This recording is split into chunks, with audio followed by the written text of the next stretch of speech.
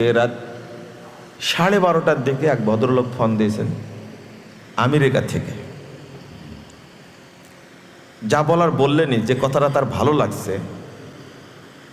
আমি আমার মুখের কাজ না থাকলে, বসের সাথে কথা বলা না হলে, সারাক্ষণই আমি মুখে আল্লাহর জিকির করি। কখনো সুবহানাল্লাহ, আলহামদুলিল্লাহ, লা ইলাহা ইল্লাল্লাহ।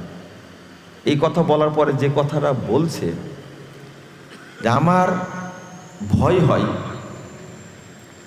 যে আমরা তো ইবাদত করতে পারছি না, কখন যেন আল্লাহ আমাকে নিয়ে নেবেন। তা আমি কি সারাক্ষণ আল্লাহর কাছে কি দোয়া করতে পারবো?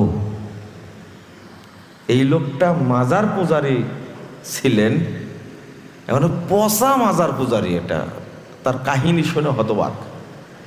আল্লাহ এই মানুষটাকে হেদায়েত দিয়েছেন, আমেরিকা যাওয়ার পরে আল্লাহ তার চোখ খুলে দিয়েছেন।